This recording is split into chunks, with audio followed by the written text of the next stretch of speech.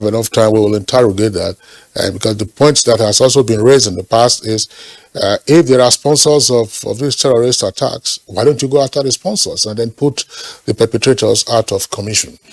We earlier indicated that we'll be joined by another guest via Zoom. That's Roland Ataguba. He's CEO Bethlehem Rail and chairman of the Technical Advisory Committee on Nigerian Railway Bill and National Transport Commission Bill. Ataguba, pleasure to have you with us. You're joining us, we understand, from the UK. I'm not quite sure where your location is in the UK right now. Thank you. I'm in London. All right. Okay, let's start off by having your thoughts on what happened on Monday night in Nigeria. I mean, we've had one or two similar occurrences in London years past. What does this remind you of, and what needs to be done? Thank you very much for your question. It is a heart-rending piece of news. And it's one that we seem to have had coming, given our propensity to react very slowly and without haste. What can I say? Heart goes out to victims, and also sad to know that I've been personally affected. I've got friends and relatives currently unaccounted for. And we're trying to find news and about what may have befallen them. So it's a very difficult time. Solutions.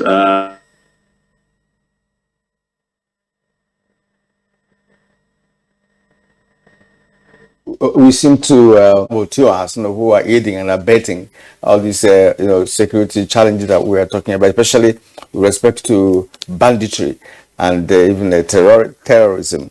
All right, we understand that our Zoom connection is back, and let's return to Roland Ataguba. When you were on, actually, we had this challenge, and right now you are back. Let's continue from where you stopped with respect to the incident of last Monday in Nigeria. Okay, thank you very much. Yes, as I was saying earlier, and has been clearly elucidated by your other guests in the studio, who seem more versed in this subject area than I would be.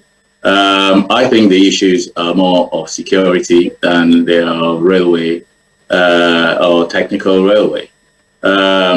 It's just a big shame that it has occurred around the railway. But the preponderance of the problem is environmental.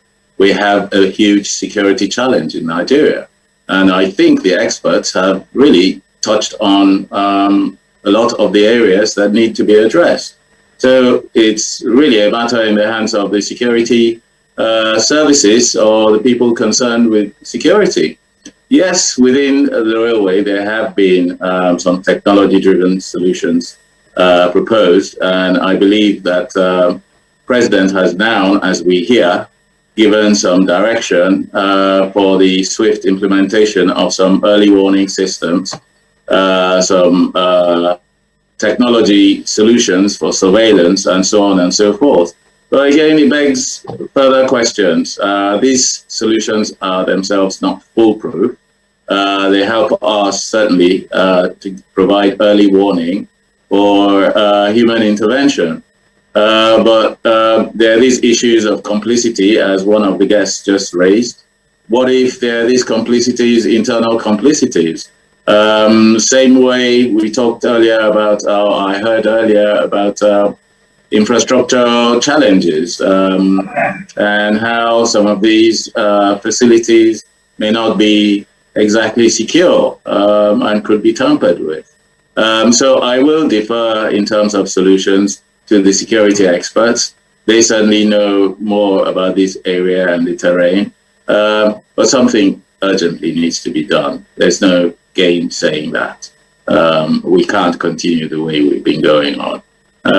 But again, as I said in the previous statement, a private operator would have done a lot better and have been more responsive to this. and we need to hurry up the reform of our railway sector.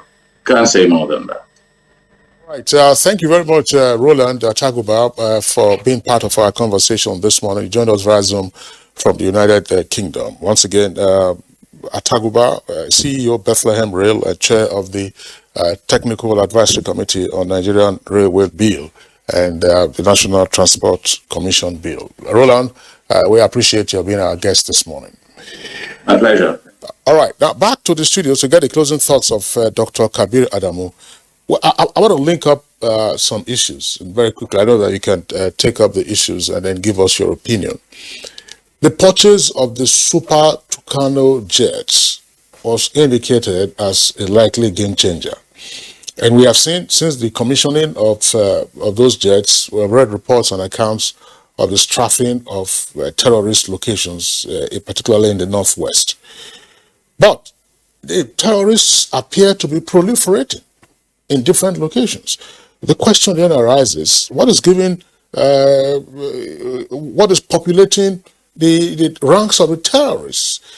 Are these Nigerians or are they foreigners? Do we have a profile of these persons to know whether foreigners are actually levying war against this country? And if so, where are they coming from and how can they be stopped? The big questions, but just wrap around there before. They are not so big, incidentally. Okay. I've been looking into them, and I hope in future appearances here you give me an opportunity to show maps where I'll be able to show exactly what I want to say now. If we look at the area around Igabi local government in Kaduna State, and some of the locations where the most recent incidents happened in Kaduna, the airport area around Katari and Rigasa area. If you draw a cycle around them, they all fall into what I'll call a concentric cycle, a perimeter of violence within that axis.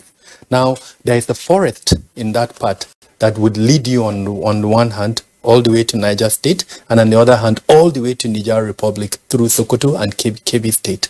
What am I trying to say? This forest traverses about 5 to 6 states in Nigeria and to an international border. So any measure that you take in just one part of this country, one state, that does not incorporate this other state, is a measure in futility, because the adversary would probably know you are coming and then just pass through to the other state where he or she is safe until you finish that measure, and then he comes back. So anything short of permanently dominating this ungoverned space with either technological or human presence is a measure in futility. So that's number one. Number two is intelligence, and I think we've spoken about that enough in this program.